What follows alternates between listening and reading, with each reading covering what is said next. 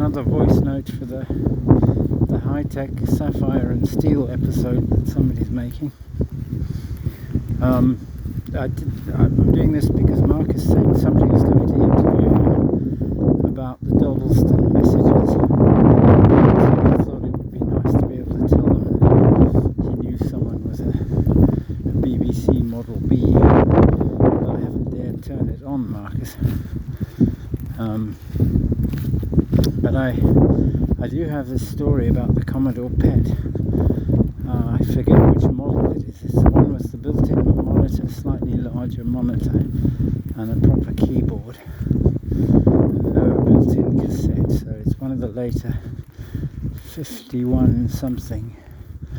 I'm making this up, surely. CBM, the one with IEEE bus SCSI. No, it was IEEE bus to connect to the floppy disk drive, and you could even, and the floppy disk drive was a PET motherboard with a disk. Hello, thank you. A PET motherboard with some a disk interface and disk drive, so it could process on its own, and you could set up channel communications between one floppy disk and another. So you could connect two of these floppy drives to one PET, send the appropriate commands down the SCSI channel, and have one floppy disk copy directly to the other floppy disk over the IEEE bus without the main PET being involved at all. But that's not what we did with it. We wrote these machine code programs that managed to turn the phosphor beam from full intensity to nothing many times a second, and produced this amazing thunking noise from within the monitor, which I presume was the degaussing coil being energized and rattling against something. Maybe the screen, maybe the dot mask, if there is such a thing. There's certainly there's something to accelerate the electrons, isn't it?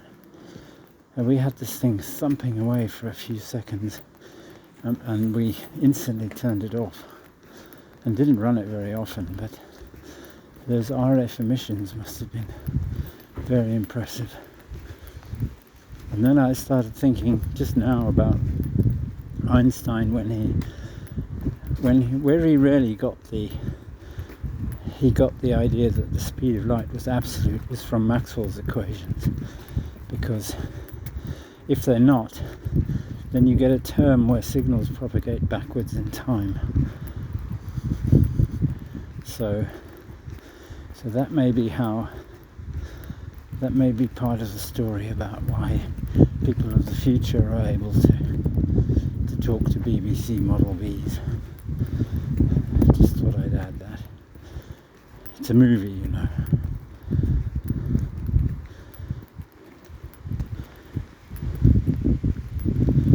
Because who knows, the really smart people would be able to talk directly to our brains, wouldn't they?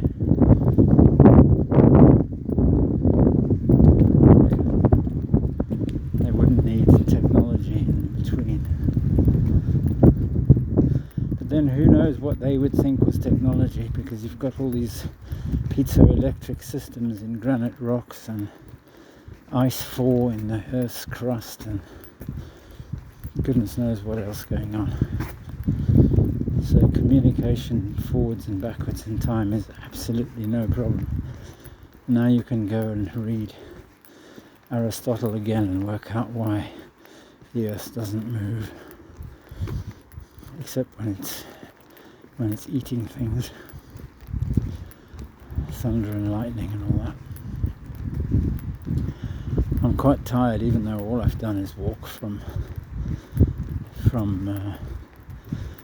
Drummer Street bus station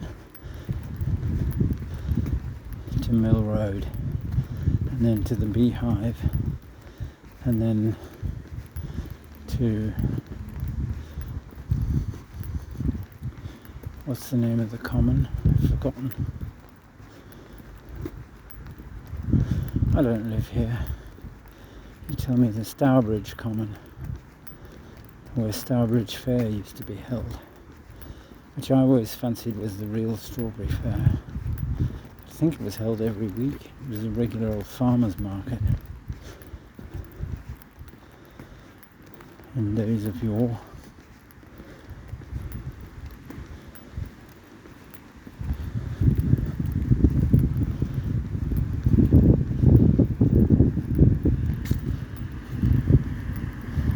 Okay, I think that's enough of this video.